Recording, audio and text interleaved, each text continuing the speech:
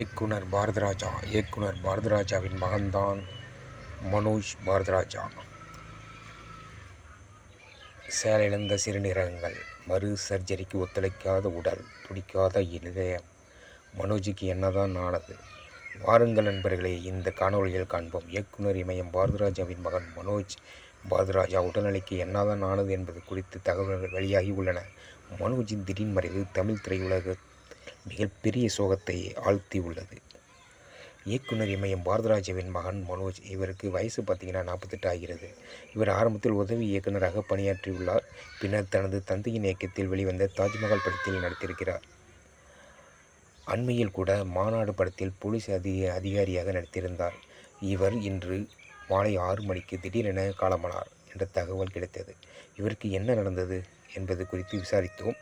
மனோஜுக்கு 2 சிறுநீரகங்களும் செயலிழந்து விட்டதாம். அப்போது மாரடைப்பு ஏற்பட்டதாம். இதனால் மாரடைப்பை சரி செய்ய சென்னை வடபழனியில் உள்ள சிம்ஸ் மருத்துவமனையில் அவர் அனுமதிக்கப்பட்டார்.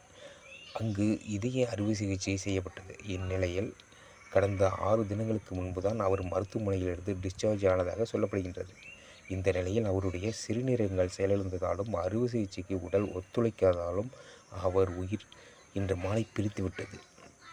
சென்னை சேத்துப்பட்டில் இருக்கும் அவருடைய வீட்டில் அஞ்சலிக்காக உடல் வைக்கப்பட்டுள்ளது. பின்னர் அங்கிருந்து நீலாங்கரையில் உள்ள பாரதிராஜாவின் இல்லத்தில் நாளை அல்லது நாளை மறுநாள் வரை அஞ்சலிக்காக வைக்கப்படும் என தெரிவிக்கப்படுகின்றது. இதைத் தொடர்ந்து அங்கிருந்து சொந்த ஊரான தேனி மாவட்டத்தில் உடல் எடுத்து செல்லப்படும் என தெரிகிறது. இன்னும் சிலர் பெசன்ட் நகரிலேயே நாளை மாலை 4:30 மணிக்கு இறுதி சடங்கு என்கிறார்கள். இப்படியான சில தகவல்கள் வெளியாகியுள்ளன. மனோஜ் பாரதிராஜாவின் மறைவுக்கு தமிழக முதல்வர் மு.க. ஸ்டாலின், இளையராஜா, சரத்குமார், நாசர், டி. ராஜேந்தர், குஷ்பு, வெங்கட் பிரபு ஆகியோர் இரங்கல் தெரிவித்துள்ளனர். நடிகர் கார்த்திக், சேரன், நக்கீரன், கோபால், நடிகை சோனா உள்ளிட்ட பிரபலங்கள் நேரில் அஞ்சலி செலுத்தி வருகின்றனர்.